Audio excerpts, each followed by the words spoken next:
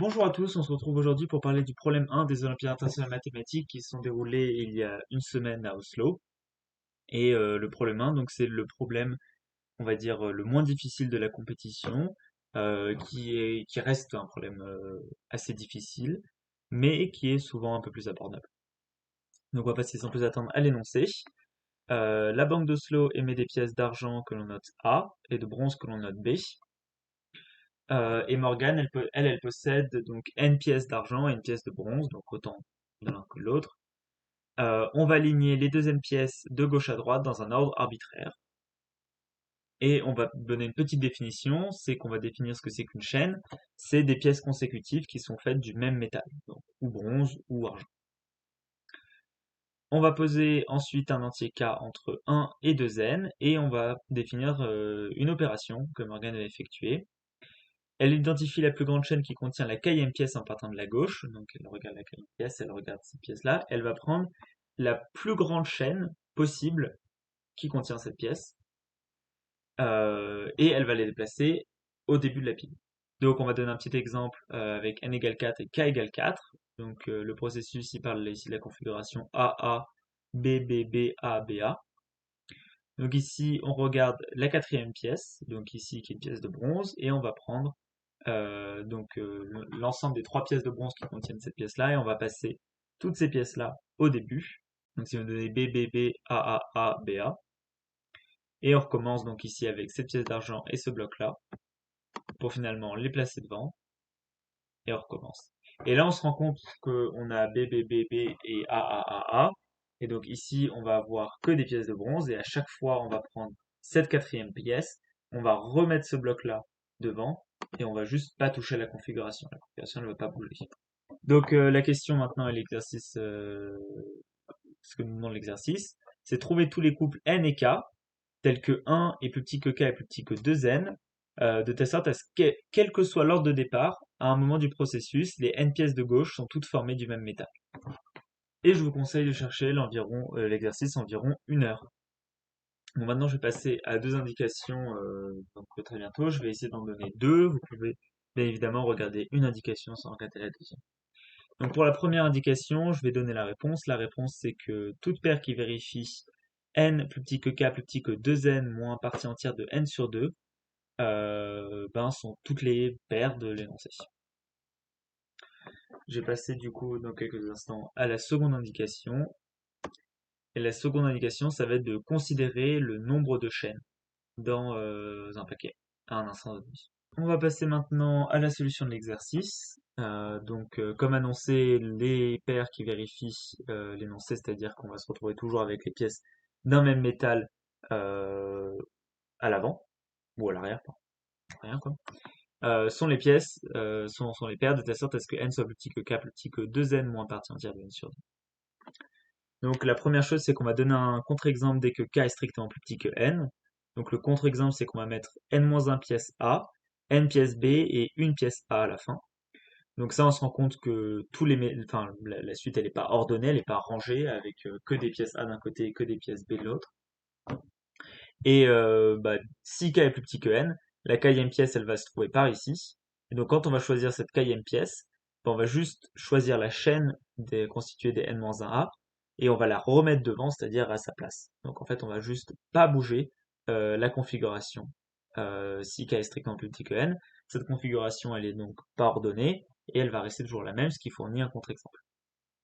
On va donner maintenant un contre-exemple si k il est trop grand. Donc si k il est strictement plus grand que 2z moins partie entière de n sur 2. On donne l'exemple suivant.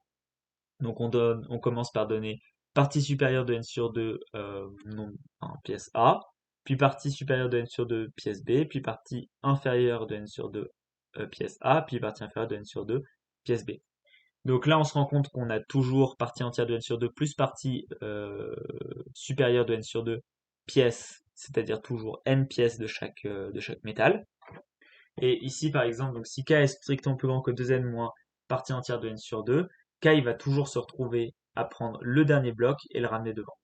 Donc par exemple, ici, on prend le dernier bloc avec les parties entières de n sur 2 b, on va ramener devant, ça va tout décaler devant, puis on va recommencer avec k, etc., etc. Si on continue cette cette opération encore une fois, on va retomber sur, enfin encore deux fois, pardon.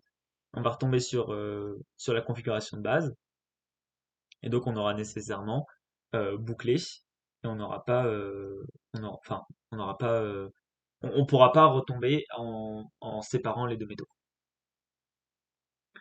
Donc ça me donne un deuxième contre-exemple. Et maintenant, on va passer donc au dernier cas, c'est-à-dire quand k il est compris entre n et 2n moins partie entière de n sur 2.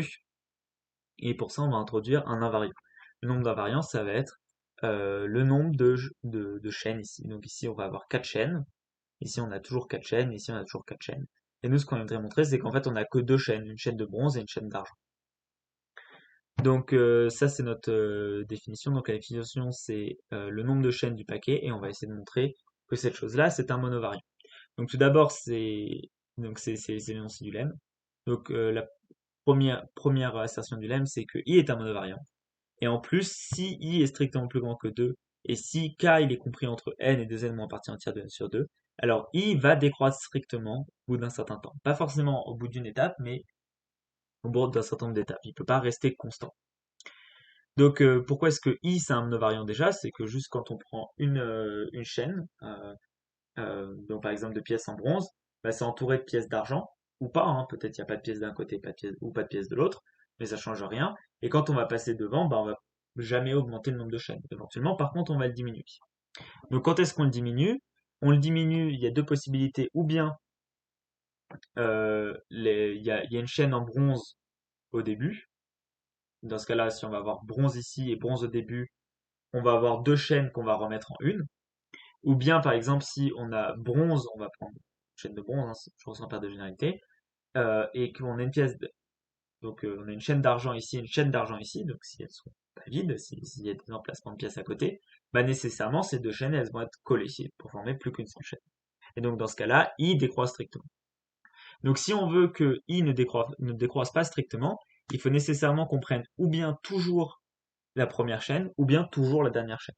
Et d'ailleurs, c'est ce qu'on a fait dans les exemples précédents. On a toujours pris la dernière chaîne ou toujours pris la première chaîne. Donc on va supposer que k il est entre n et 2n moins partie entière de n sur 2 et que i reste constant et supérieur strictement à 2. Donc dans ce cas-là, on va nécessairement devoir choisir le premier ou le dernier bout. Sauf que k il est plus grand que n, donc on peut jamais prendre les pièces du début, parce que si on prenait une seule chaîne de pièces du début et que k est plus grand que n, on prendrait déjà n pièces nécessairement, et du coup bah, les n restantes, ce seraient des pièces d'argent. Enfin, si on a pris des pièces de bronze, ce serait des pièces d'argent, ou inversement. Et donc la chaîne, la, la pile de pièces serait déjà ordonnée. Donc on est obligé de prendre celle de la fin. Et donc ici par exemple on a L0 pièces à la fin. Donc L0 il doit être strictement plus grand que n sur 2, vu que k il est compris entre n et 2n moins partie entière de n sur 2. Donc ensuite on va avoir une chaîne de pièces de L1 pièce A et une chaîne de L2 pièce B. Donc qu'est-ce qui se passe? Donc on prend d'abord la dernière chaîne, on la place devant, éventuellement avec des pièces ici, on ne sait pas ce qui se passe. Et on va se retrouver avec une dernière chaîne avec que des A. Et donc nécessairement là, il faut encore que L1, enfin que la kème pièce soit dans cette chaîne-là. Donc on va repasser A devant. Et on va se retrouver avec B à la fin, avec L2 pièce B à la fin. Et il faut encore que L2 soit strictement plus grand que N sur 2. Donc L0 plus L2, c'est strictement plus grand que N. Et donc on va avoir strictement plus grand que N pièces de type B, ce qui est une contradiction. Donc ainsi, I est un monovariant qui va à un moment donné décroître strictement tant qu'il n'est pas égal à 2. Et à partir du moment où il est égal à 2, on a bien que des pièces de bronze d'un côté, que des pièces d'argent de l'autre, éventuellement avec un changement à chaque fois qu'on fait une opération. Donc voilà pour l'exercice. J'espère que ça vous a plu. Et si vous voulez avoir une idée du compte-rendu de l'équipe de France, on met en description le lien vers le compte-rendu au jour le jour écrit par Martin. Voilà, bah, j'espère que ça vous a plu et à bientôt.